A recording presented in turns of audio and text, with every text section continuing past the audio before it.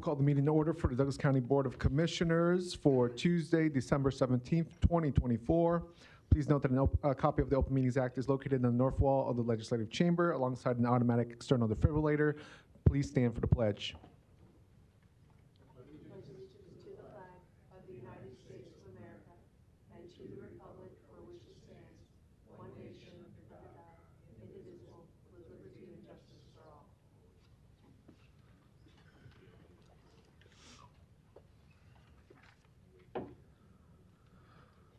We'll start with the Douglas County Board of Equalization. Roll call, please. Commissioner Borgeson. Commissioner Boyle. Commissioner Kavanaugh is absent. Commissioner Friend. Commissioner Morgan. Commissioner Rogers. Mr. Chair. Here.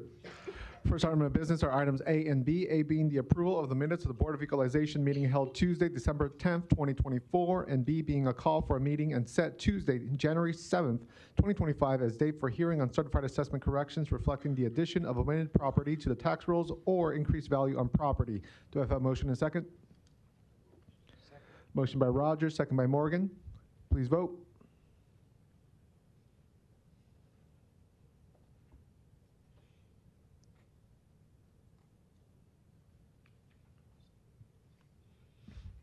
Motion passes 6-0.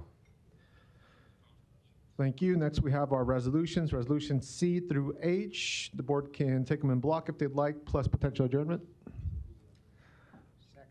Motion to approve and adjourn by Rogers and second by Morgan. We'll open up discussion for resolution C through H. Was there anybody that would like to comment on resolutions for Board of Equalization? If not, we'll vote.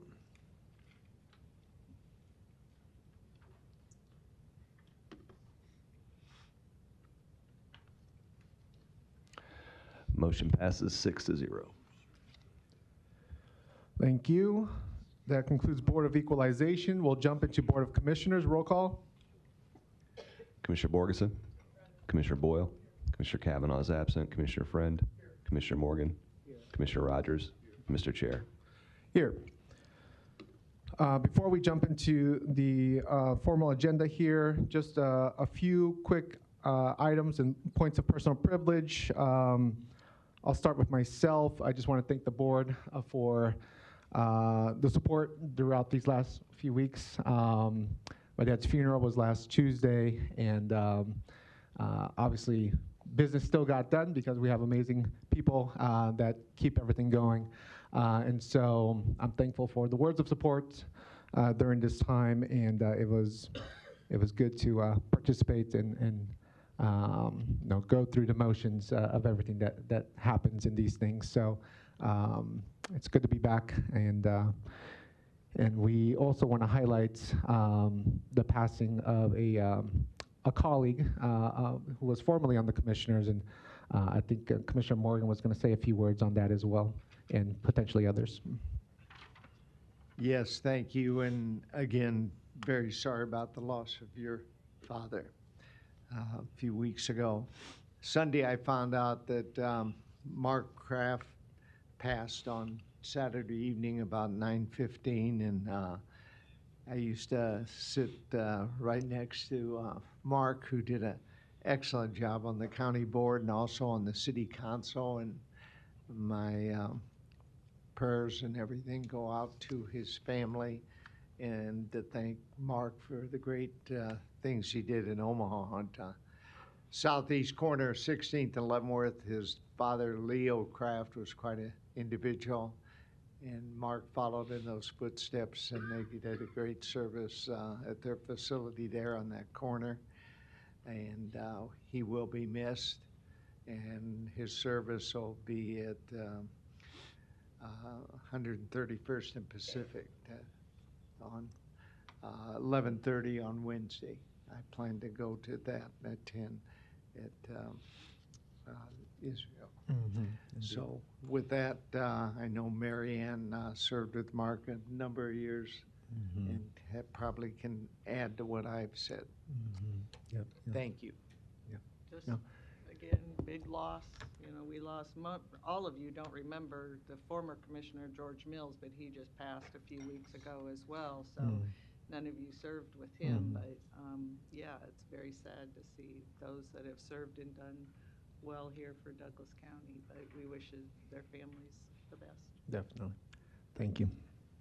And so the last quick item under personal privilege that I just want to mention is really an advance notice that under Finance Committee, I will be introducing and proposing an addition of an emergency item that will reaffirm past ARPA decisions that were made this year. So there's not going to be any new business necessarily, but it's going to reaffirm past business just as a technicality, since those funds need to be officially obligated by the end of this year per the ARPA law. So I just want to give advance notice to the public that that's going to be under finance, and we'll explain why it was kind of a last minute item to dot those T's. So I asked Patrick to lay out a few copies for the public to read ahead of time if they so desired, and we're also going to read it word for word once we get there under Finance Committee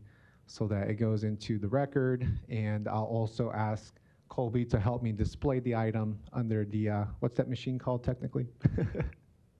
The projector, yeah, see, simple word there. So we're gonna display it under the projector so also the viewing audience can view it as well.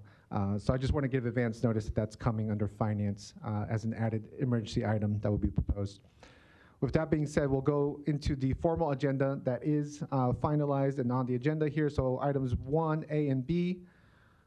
A is the approval of the minutes of the Board of Commissioners meeting held Tuesday, December 10th, 2024. And B is the approval of claims submitted for payment process through Tuesday, December 17th, 2024. Do I have a motion and a second? Motion by Rogers, second by Morgan. Please vote.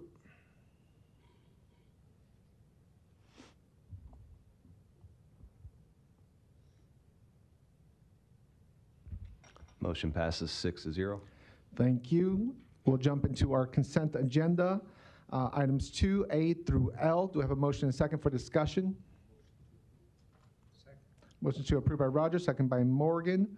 We are now under consent agenda, items A through L. Is there any comments or questions for consent agenda?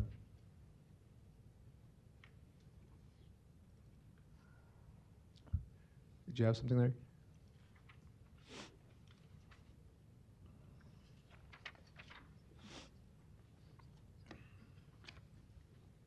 It's a little hard to hear you because of echo from these.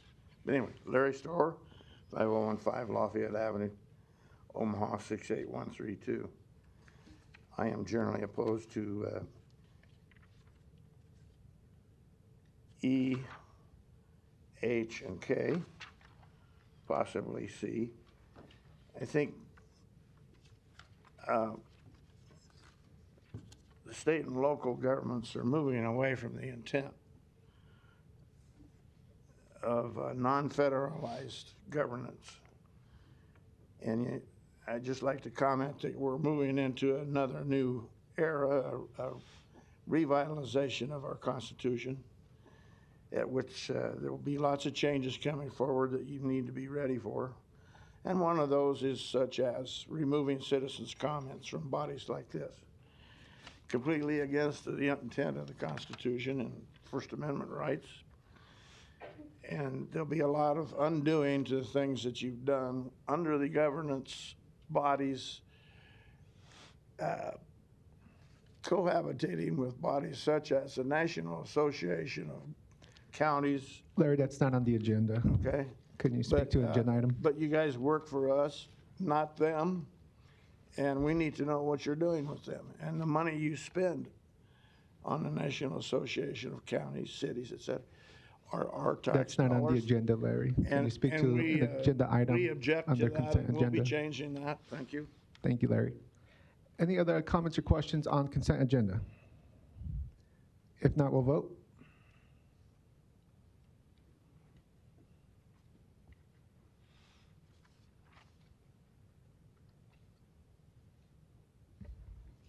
Motion passes 6-0. Thank you. We'll next go into section 4, presentation. We have one being the presentation of December Department of Corrections report by Director Myers as a follow-up to last week. So, Director Myers.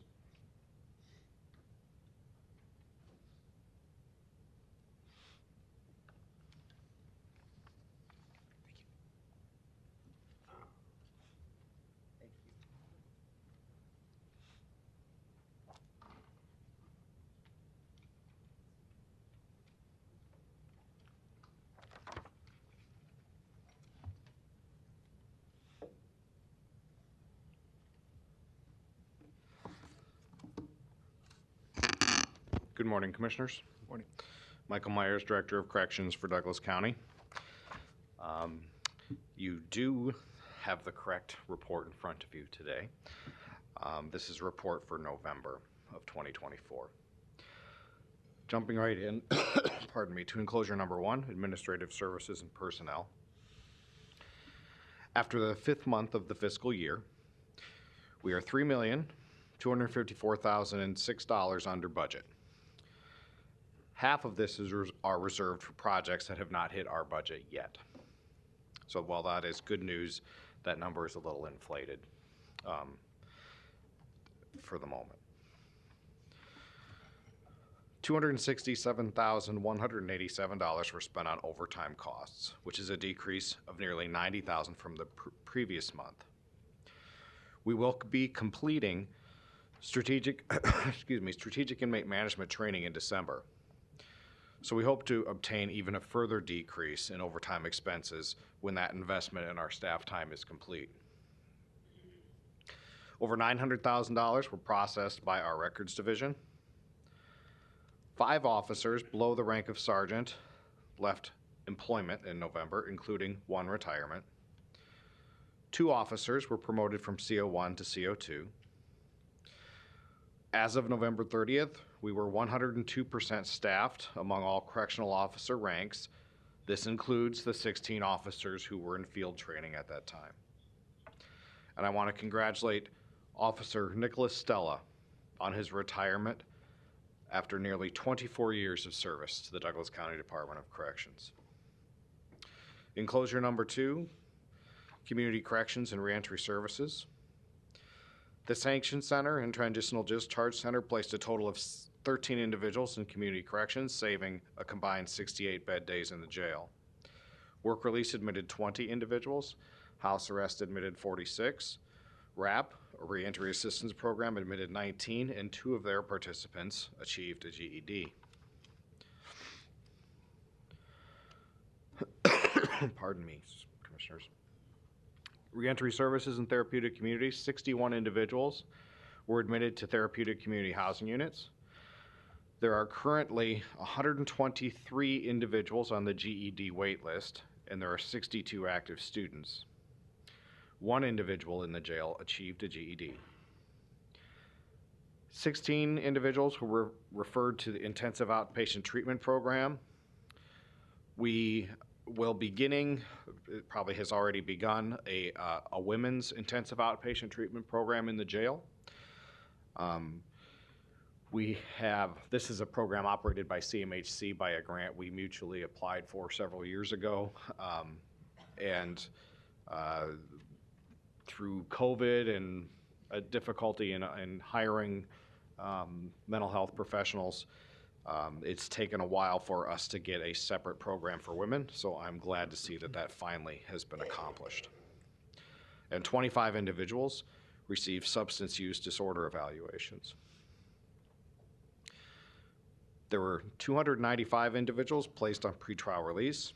There were 1,317 individuals who were supervised on pretrial release over the course of the month.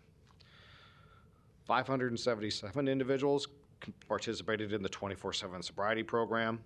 157 individuals were supervised via GPS monitors.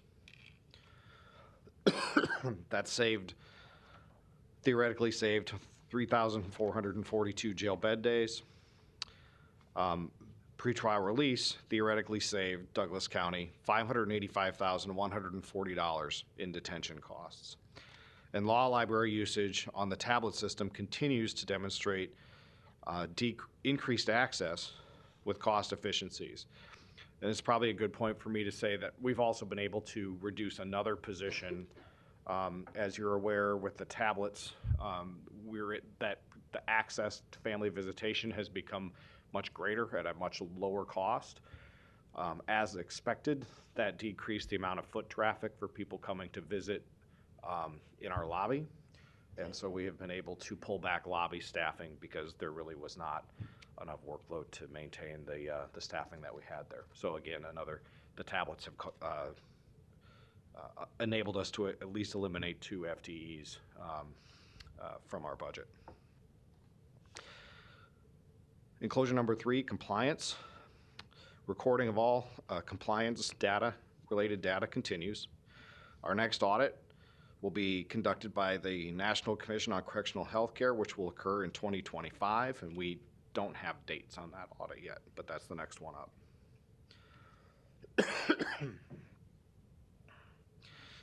Enclosure number 4, our population. There are 1,230 admissions and 1,258 releases. Our high count was 996. That was our high count, Commissioners. We rarely dipped below 1,000. We stayed below 1,000 the entire month. Our low count was 927. I've never seen a number that low, except for in December, which I'll tell you about next month, which has actually dipped slightly lower still on one day. The average daily population was 956, another modern era record low. The average length of stay for inmates released in November. The overall average length of stay was 30 days. 53% of inmates stayed longer than 72 hours. The average length of stay for those inmates was 58 days. 47% of inmates were released within 72 hours of being booked, and the average length of stay for those individuals was 1.33. There were 129 custodial sanctioned bed days. The U.S. Marshal population decreased. The average felony pretrial population was 645, a decrease. The average daily misdemeanor pretrial population was 123, a slight increase. Probation violations decreased. 20% of our population were between the ages of 18 and 24. 67% of our population were minorities. 15% of our population were female. 19% of our population were homeless or nearly homeless. That is a slight increase. Turning to enclosure number 5, medical and mental health, there were 786 intake screenings, 394 health and physical assessments. There were 16 emergent medical care transports. 7 of those were by 911. Those resulted in 5 hospital admissions, which resulted in 25 total days of hospitalization. Our off-site specialty appointments were 20. We have seen a downward trend in this statistic since we transitioned to Wexford. They seem to make more of an effort to bring in resources to the facility to handle some specialty services rather than sending everybody out. That is a win-win. That is a win for Wexford, and it's a win for us. It's a win for our costs in terms of we don't have to staff those runs to those appointments. And it's a security advantage when we don't have to bring inmates out into the community. So that's a trend we hope to see continue. There were 131 initial psychiatric assessments and 279 initial mental health assessments. 93 individuals were placed on suicide precautions. There were 155 individuals placed on drug and alcohol detox protocols. There was 1 referral to the Board of Mental Health, which was approved.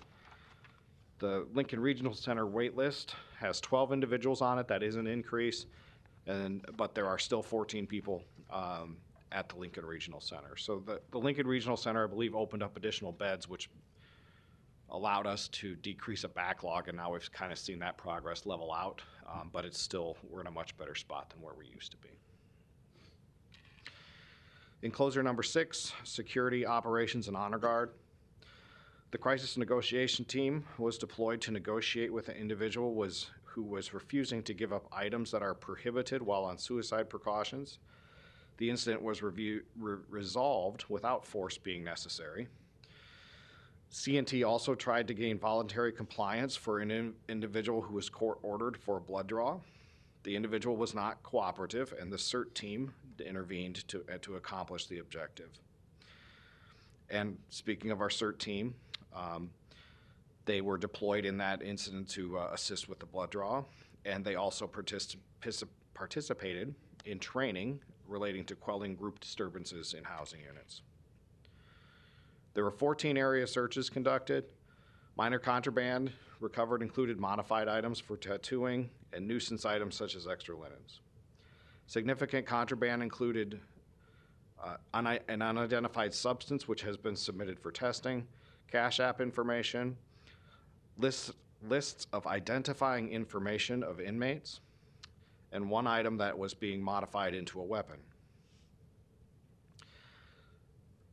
The Honor Guard provided color guard services for our Academy graduation on November 22nd, and 3 members of our Honor Guard trained with the metro area Honor Guard. Enclosure number 4, staff development, wellness, and retention. 18 individuals were interviewed for correctional officers' positions. 72 applications were received. A class of approximately 20 is being assembled for our first Academy of 2025, which will begin in mid-January.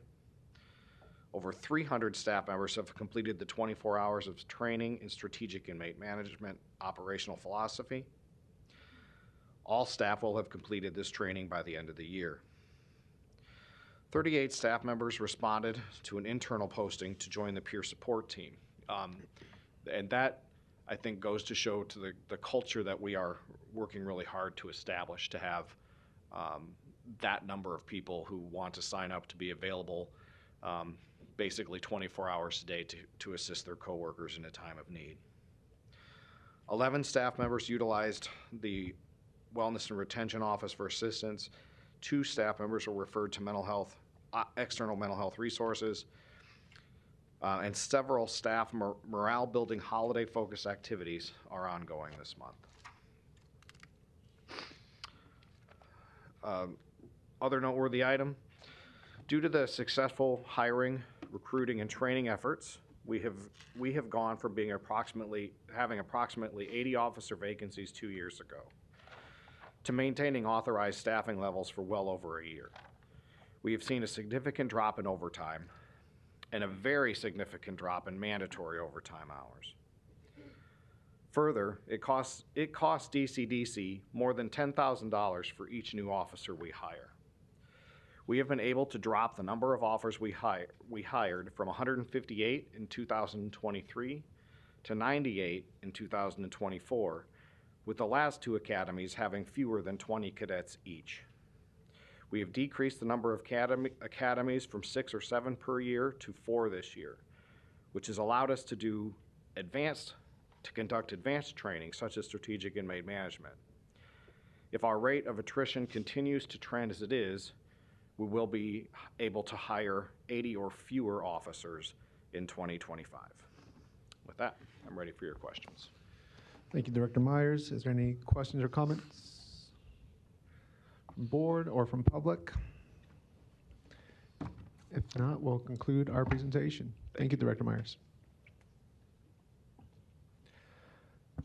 All right, that was the only presentation for today. That leads us into committee discussion and action. We'll jump into section 6A. Under finance, we have budget report as presented. And then we have a few ARPA items to consider. We can take them one at a time. So section 6A2 is a resolution allocating 7,000 ARPA funds to Douglas County Health Department for technology needs. Was there any? All right, motion to approve by Rogers, second by Morgan. Discussion on that item? If not, we'll vote.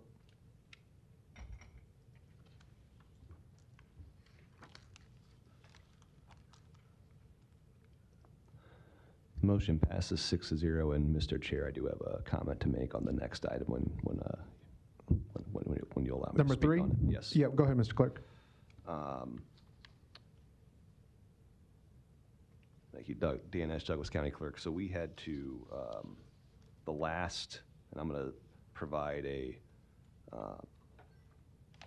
replacement resolution to you all here, but we had the last now therefore be it resolved paragraph. It was just kind of like a copying and pasting error. They had the resolution contained some wording from a previous ARPA resolution. So basically, we took the whereas that contains basically what all this is proposing to be funded. We just put that in the final now therefore be it resolved paragraph as well. So I just wanted to note that for the record, and I'll provide the replacement resolution right now. Okay. But all amounts remain the same. Correct. It's Yep. just, yeah, just the last paragraph needed to be corrected. It was just kind of a typo error, but nonetheless need to be corrected. So, but I'll pass this around to you all right now. Okay. Just as a brief summary on resolution number 3 under finance regarding ARPA discretionary utilization, there's $100,000 that is being proposed to go to UNMC College of Public Health, $100,000 to College of St. Mary, $50,000 to Mercy High School, $50,000 to the Mexican American Historical Society, $25,000 to the Big Gardens, and $50,000 to Douglas County Historical Society. These proposals have been passed through Deloitte, which is our third-party kind of objective reviewer, to make sure that these fall under ARPA law guidelines and are allowable under ARPA, and they have been approved by Deloitte to move forward. So with that being said, is there a motion and a second? Second. Motion by Rogers, second by Morgan. Discussion on these items? If not, we'll vote. Just with the resolution as amended. Yeah, resolution as amended with Okay. the clarification that Mr. Clerk specified. All right.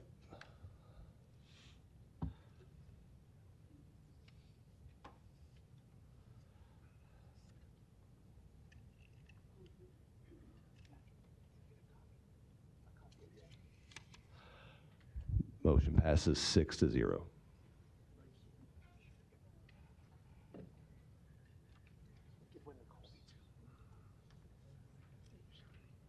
Thank you, Mr. Clerk.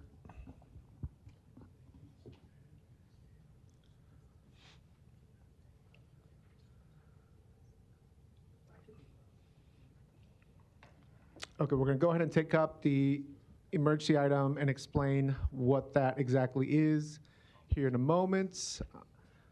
Oh, you got it? Oh, she got it. Very good. Thank you. Okay. Commissioners, we should probably add the item first before we. Yeah. Got it. So first you'd have to declare an emergency. You have to have a motion to declare an emergency, a second, and a vote on that before you can actually consider the item. Motion to declare emergency to add an agenda item by Rogers, second by Morgan, and we're going to explain what the item is here after this initial vote. The second vote approves the item. The first vote just declares the emergency that allows for the addition of the item. So the first vote is to add the item and declare the emergency. There's a motion second on the table, and we'll vote on that. Okay, we'll do a voice vote on this one. Commissioner Borgeson? Commissioner Boyle? Commissioner Friend? Yes. Commissioner Morgan? Yes. Commissioner Rogers? And Mr. Chair? Yes. Motion to declare an emergency passes 6-0. Okay, so now we're going to explain what the item is and why it's on the table. So, Okay. Patrick Bloomingdale, County Administrator. It's not up here, but it's on that overhead. You have copies. So, as you all know, the County Board previously approved the construction of a dedicated mental health addition at the Douglas County Department of Corrections and construction of a new Douglas County Community Mental Health Center on the 42nd Street campus, with the intent of using ARPA funds for both of those projects. That was discussed in, numerous times, acted upon. But talking about some ARPA issues on late Friday after the agenda had been finalized and published, I went back and looked at the resolutions that approved these projects and approved the contracts for these projects, and I didn't see in those resolutions where it specifically allocated an actual dollar amount from ARPA funds for these projects, and I wanted to make sure that we have a clear paper trail and records to provide to the federal government if there is an audit. Make sure we fully comply and that there's we didn't miss anything. So all this resolution does is specifically state that the county board allocates the $33,703,500 from its ARPA allocation towards the mental health addition project to the Department of Corrections, and the $22.409 million in its ARPA allocation towards the cost of the construction of the new Douglas County Mental Health Center on the 42nd Street campus. And that's it. It also says one more thing. It does say that if there are any ARPA dollars left after the above listed projects are done, so let's just say, for example, that those projects come in under budget, then it just says, it expresses the intent to allocate the remaining ARPA dollars to use towards the ARPA qualifying repairs, renovations, and upgrades at the Douglas County Health Center that the county board had previously discussed but never took action on. That's it.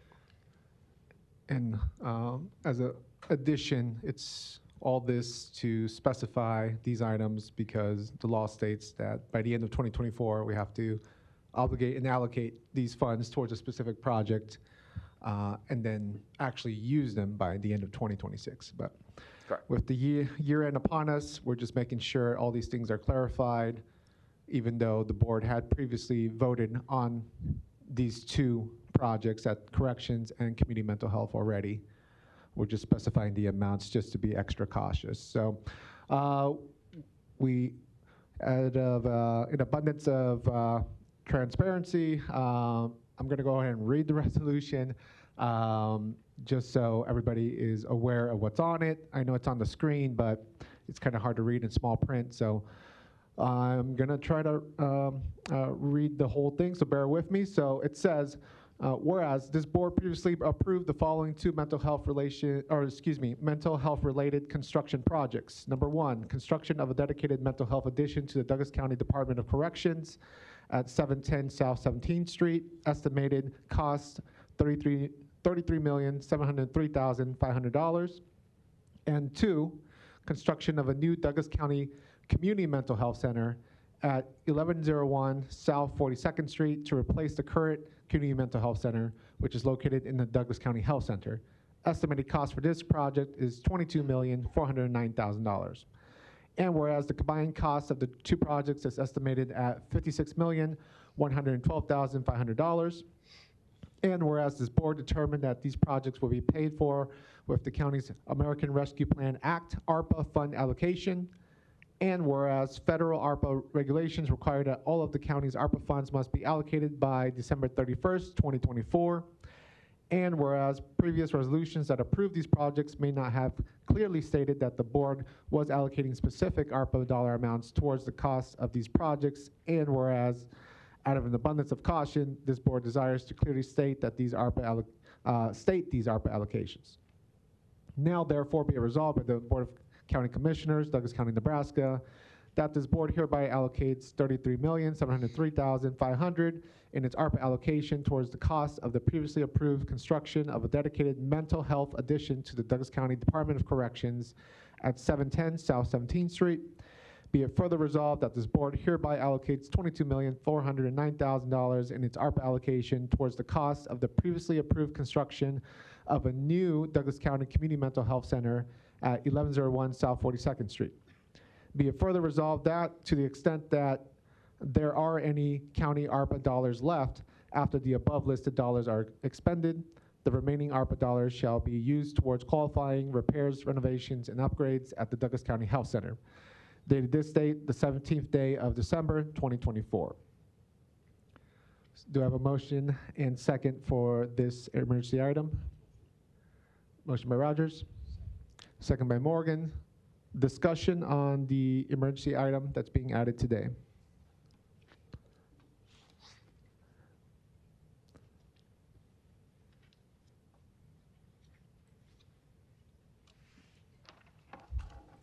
Larry Store, 5015 Lafayette Avenue, Omaha, 68132. I'll revise and extend the remarks from earlier. You know, people don't get it. The federal government is telling us they're running out of money, and you people keep running to the state for ARPA dollars. The state keeps running to them for ARPA dollars. Most of what I read on these things have nothing to do with an illness.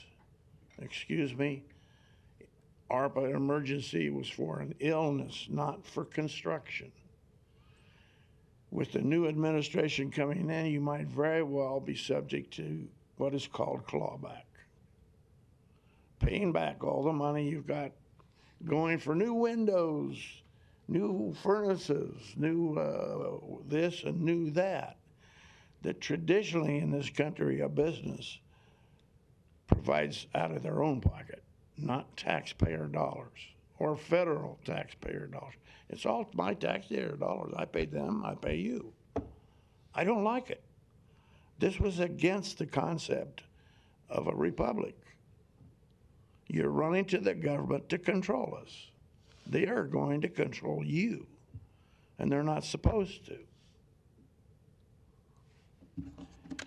All of you have supported all this, and when the foot hits the pedal after January 6th, there'll be a lot of people having worse than red faces and probably called out for it. And all of you supported all of this. Highway robbery. Why not give it to me? I was affected by COVID, for God's sakes. Let me build a new house. Thank you. Thank you. Any other items, or excuse me, questions or comments on the emergency item? If not, we'll vote.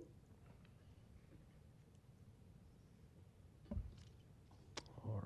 Again, that was a motion by Commissioner Rogers, second by Commissioner Morgan. Correct. I'll start the voting right now.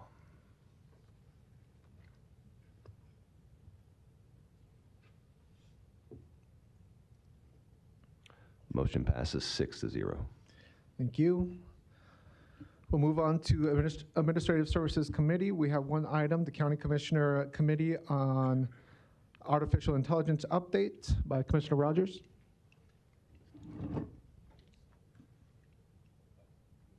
Yeah, go ahead. Thank you. Thank you, Mr. Chair. I just wanted to give a kind of mid-year update and kind of allude a little bit to what's going on with the committee and kind of set the stage for what's to come in the next couple of years. So Diane Wallace will give that presentation, and we'll probably have a little bit to say on the end, but basically this is just informative to let everybody know where we're at and where we're proceeding. I'll turn it over to Diane. Diane Wallace, Douglas County's IT coordinator. Good morning. I've been working with Commissioner Rogers, and I'll give you some information to update what we've been up to. First is a little bit of a timeline information. Commissioner Rogers did a board resolution that started the committee. We did that back in June, and that established the committee, and we also obtained some consulting services from Augmented AI, and tied to that resolution is a charter. It kind of outlines the purpose of the committee. We took the approach of soliciting our employees for members based on that they're interested in AI, and that approach was very successful. We've got over 20 participants. It's across Douglas County, DOTComm, and our vendor attending these monthly meetings. After we got up and running, we decided to form a subcommittee, and that subcommittee is focused on more producing documentation, so education, communications, legal, ethical considerations. And we include help from both county attorney and HR. That got going in October, and we're also having monthly meetings on the subcommittee. One of the things that we discovered is that we're able to leverage our NACO resources. NACO has a focus on AI also. We have a number of our employees that are in the NACO leadership training, and they're talking up and bringing back knowledge, reference materials, checklists, questionnaires that are very helpful. There's a specific document, the NACO AI County Compass, that we're using as a reference.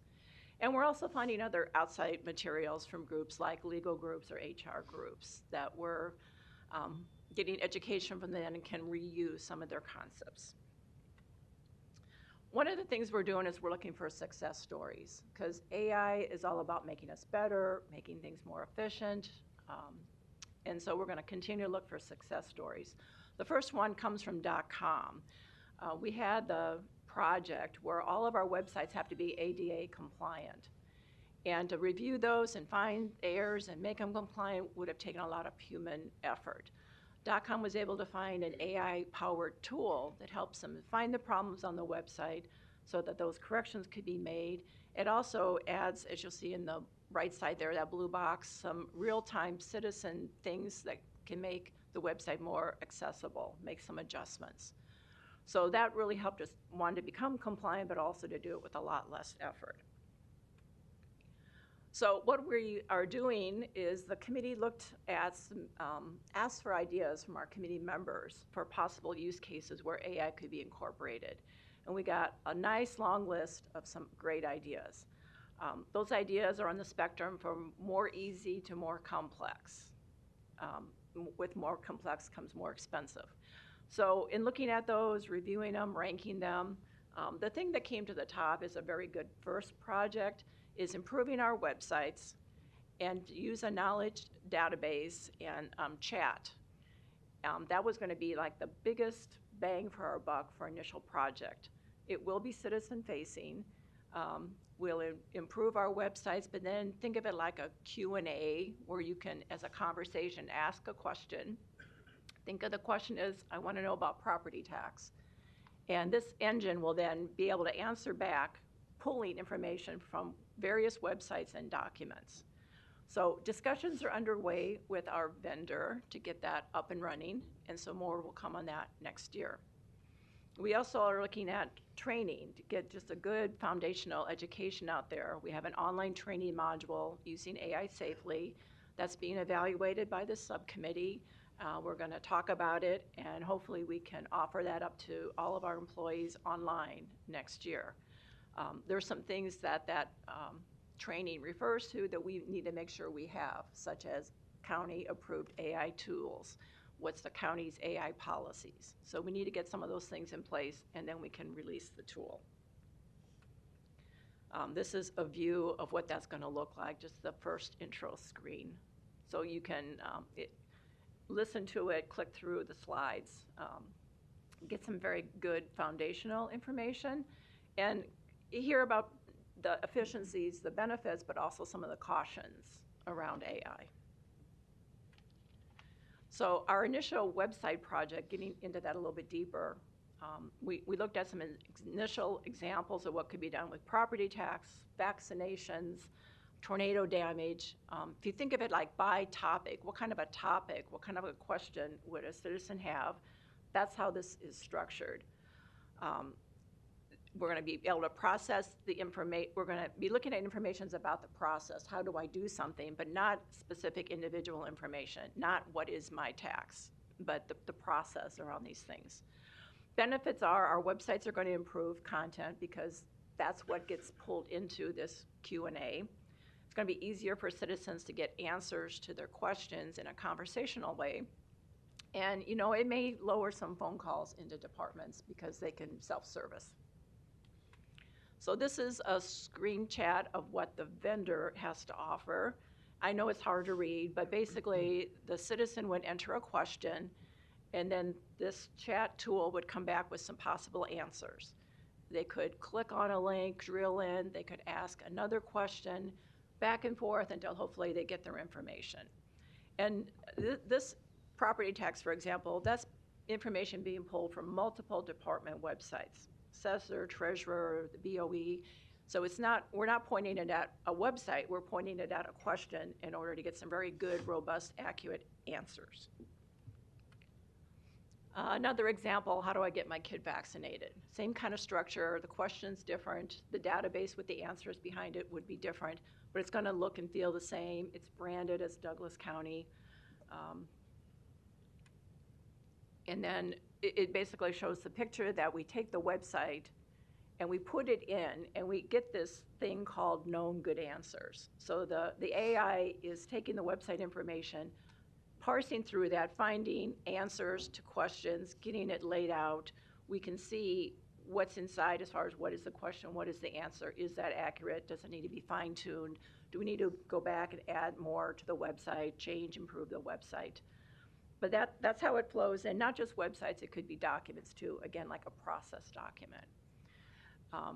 And then the really nice thing about this is once we have this knowledge database of question and answers, it can drive that Q&A engine that we saw, but it can actually also, the second box down there, it can also basically create a web page so that we can lay all this stuff out and people can kind of read through and see answers without having to ask questions and get answers. So there's basically two outputs from this engine. So more to come on that project. That's what we've been demoing, working with the vendor. Discussions are underway. We're going to get some paperwork to really define that project, how to get started, how to continue on and expand. Are there any questions or comments from Commissioner Rogers? Thank you so much. Questions, comments? Commissioner Boyle? Just a quick question. How did you choose this vendor? Commissioner Rogers brought the vendor to us. I think there's a NACO connection.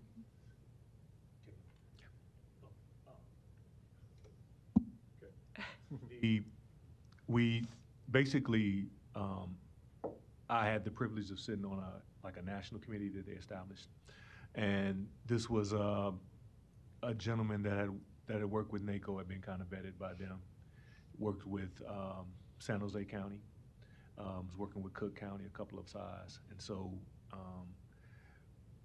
and he had done some work, had some work itself with Microsoft and some other people, so they had worked with a couple of counties. I could talk to them, see how that piece was, and so they're the only people I kind of knew that were in that field, and so we had some back and forth, and based on the experience that they had with some other counties in this, that's how we got to the choice of this group. I see.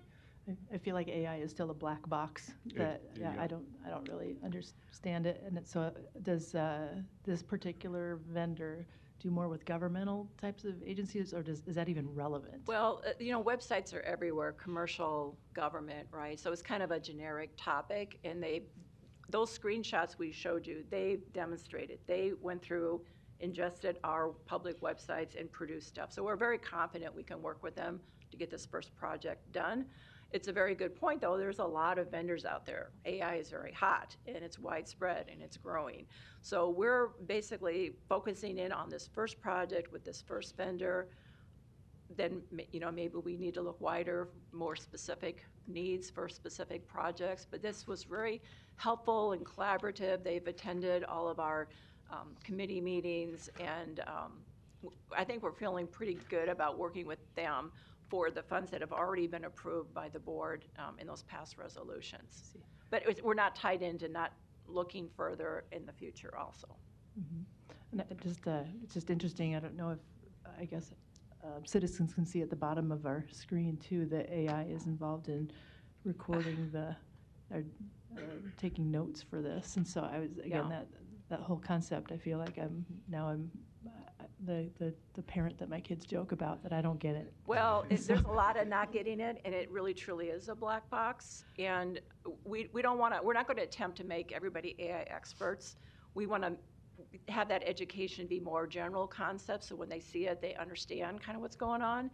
A lot of the focus is on security and not losing our data and keeping our data inside our environment. And one of the things that the subcommittee needs to look at is these note takers, where it's recording meetings or transcribing meetings. There's a lot of benefit to that, but there's also some legal questions, concerns. Teresa is on our committee and subcommittee, and so we're going to come back with some policy guidelines around it too, so that people better understand just from an end user perspective, not what's inside the black box, but where does my stuff go, and is it okay, or should it be not part of this meeting? Yep. We have some work to do, and it's an exciting big topic, but it's been a little difficult to try to get our arms around it and figure out what to go do first. but it's feeling really good right now for this first project and next steps. Good. And I think, of course, security is of utmost importance, and so Yeah. I'm sure that all controls are in place to limit Right. exposure in that regard. And that's where we do have DOTComm involved and the DOTComm security manager. And so we're looking at it from a technical, from a legal, from an HR ethical perspective. The other aspect is that all of the software that we already have and use is starting to incorporate AI, right? So it's just going to become creeping into all of our lives and processes. And we just need to better understand, how does that particular software do AI, and is it okay? Do we have any concerns? More like creating the yardstick to be able to judge good or caution, and not necessarily needing to understand inside the black box. Thank you. Anybody else? Commissioner Rogers? Yep, and just to add, I think to what Commissioner Boyle was saying, you know, the overall thing of the committee was, one, is to take the scare factor off, because people think this is a new thing, but for the last 4 or 5 years, you've been doing an email, and your email, you see prompts at the end that allow you to hit tab and finish it. That's AI. I mean, the text that you had that's finishing, that's it. Now it's just become more complex in the language learning models, where it can basically almost think for itself. And so the whole gist of this is to get a grip on that. I think, to add on what Diane said, the 3 things I think the board should get out of this is the property tax project, the vaccine project, and the emergency management piece. The one the committee agreed to go with more is the property tax piece, because that's the hottest piece where questions come, and it's coming for the Board of Equalization session. And I think we decided to go to that because the BOE is what the board controls, even though the assessor has an aspect. And the hope is to get to the point where we can play with it live now in an atmosphere. And the only way to really get control of it is, you know, like an athlete, you need reps. You need to get shots up. And this gives us the reps to do it. Starting in February, that's the most active time of BOE. That's when you get the most calls. And I think a lot of the point is to try to take it off this misconception is that AI is going to cost jobs. It actually, that's not the intent of it. The goal is to make you use your time more efficiently. I know there's drafts, 2 letters that have saved me 3 hours that I've done with the initial feedback of this, and then can make it my own voice. And the hope is to get everybody here ethically able to use it, but productively able to use the power of it and the force. It can be used for good, or it can be used for bad. And the goal now is to get a grip on it, to use it bad. I will say that based on what the board allocated, the property tax one is where we're going with, but there's a discussion the committee's going to have is whether we may ask the board to consider increasing that amount a little more, because emergency management sees some opportunity with just a lot of the questions that happened during the tornado. We're going to have another emergency event, and definitely there with health. So if the property tax piece goes, there may be an opportunity here in March that we may come back to ask the board to let us have a little more money to run the same chat experiment with those opportunities. But the goal was just to let everybody know it took us a couple of meetings. It took Diane a couple of meetings to get a grip on it, to kind of see where it is. But I think we're in a good spot now to really learn and get some feedback. I can't say enough from the involvement in the departments and what they brought to it. And the other thing is, I think once we get a grip on it, the package that was asked for the board to approve for Mike Shyamala on GIS, it's just mass potential there. They did a project for the city where they save manpower by using the drone technology that they have, that we invested in, and saved them hours to be able to go and make all the sidewalks across the city ADA compliant. So there's a whole lot of other things that can be done with this once people get a grip of it, and the more we can run with it, the more opportunity comes. Thank you. Other questions or comments on this presentation? Larry.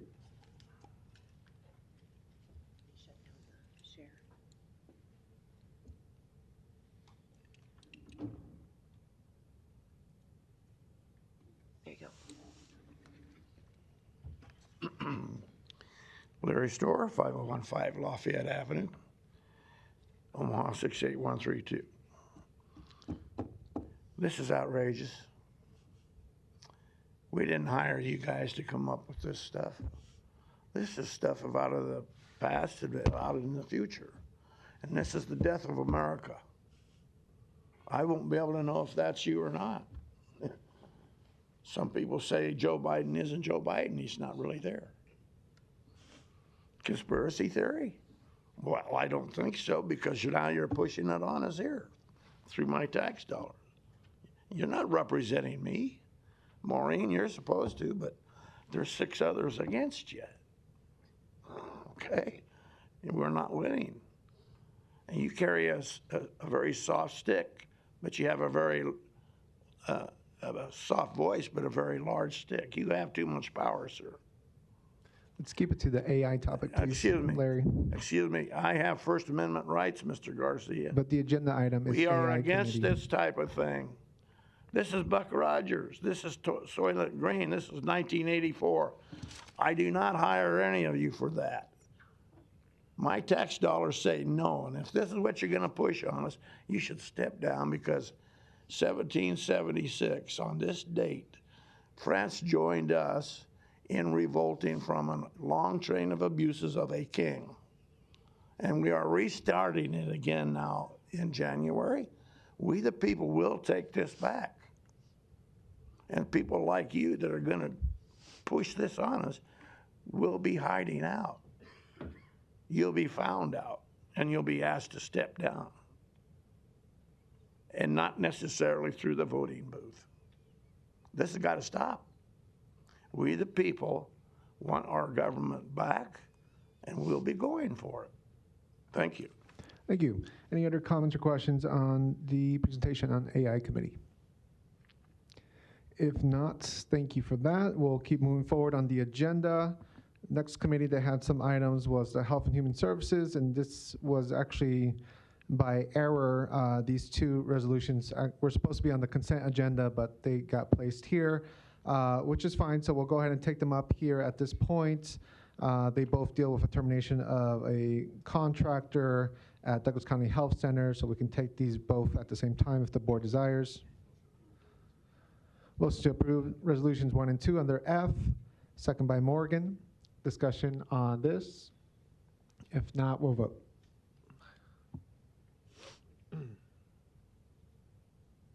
One moment, please.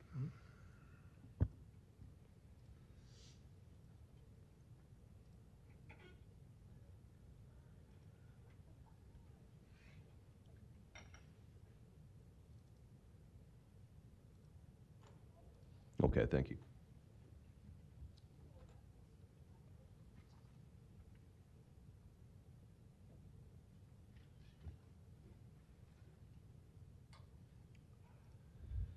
Motion passes 6-0. Thank you. Next, we'll jump into Human Resources, where we have 2 items. The first one is the weekly personnel report from Civil Service as presented. We also have number 2, the resolution amending and restating the Douglas County Retiree Medical Plan. And Director Bush, were you going to say a few words on this?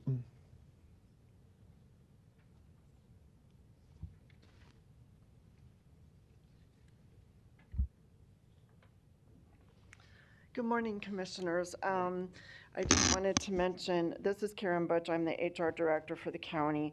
I just quickly wanted to mention that this restatement is necessary in order to maintain our retiree plan as being separate from an ACA covered plan. The prior document did not specifically state that you could not have 2 or more active employees on the plan. So we need to do this in order to maintain compliance with the ACA. So the other change, just to be totally transparent, is that we have also, we had also decided in a prior discussion in an HR committee meeting several years ago, when we did the restatement, that we would remove, we had talked about it in that HR committee about removing individual dependents that were over the age of 26 under the under this plan.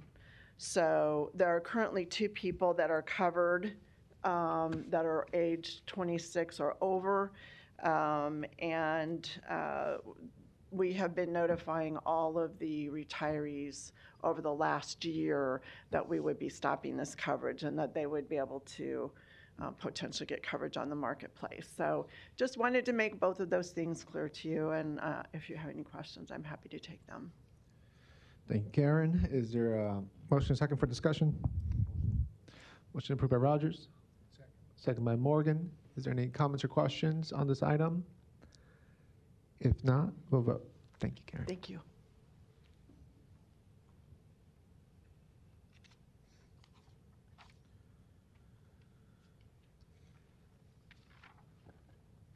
Motion passes 6-0. Thank you. We'll move forward here. We do have a need for executive session. Before we get into that vote, I do want to remind the public and everyone that the next 2 weeks we are off on the 24th and the 31st. We do not have a Commissioners Board meeting. We shall return on January 7th, 2025. So we do want to wish everyone happy holidays and a good winter break. And with that, we do have a need for executive session for the purposes of litigation, legal advice, labor negotiations, and contract negotiations. Do you have a motion and a second? Motion by Rogers, second by Morgan to go into executive session. Please vote.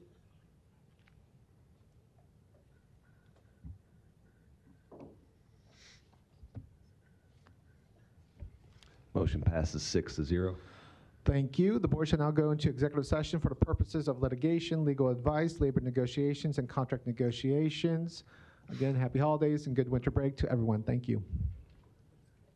Recording stopped.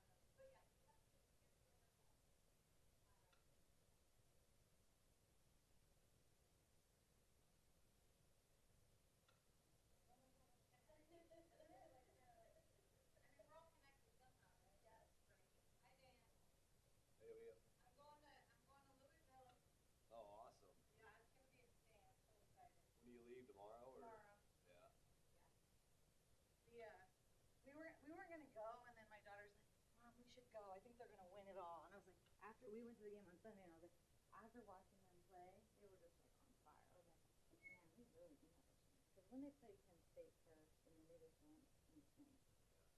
It's really, and I was like, let's just go. You know what's funny? The one that I did watch a lot of was the SMU game, which they like got swept. Yeah. Yeah, I think we got on and still, you know, again, I agree with you, I can figure it out and, yeah.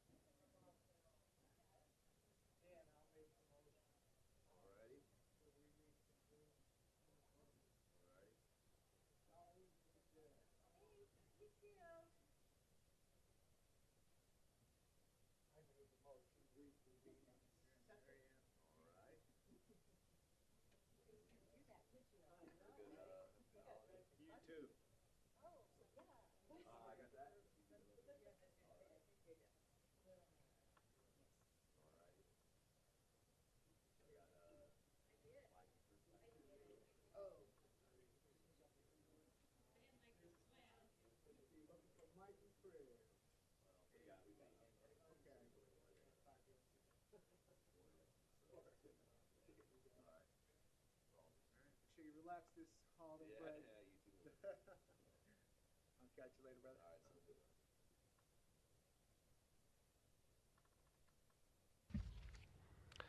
Motion to reconvene and adjourn by Commissioner Morgan, second by Commissioner Borgeson.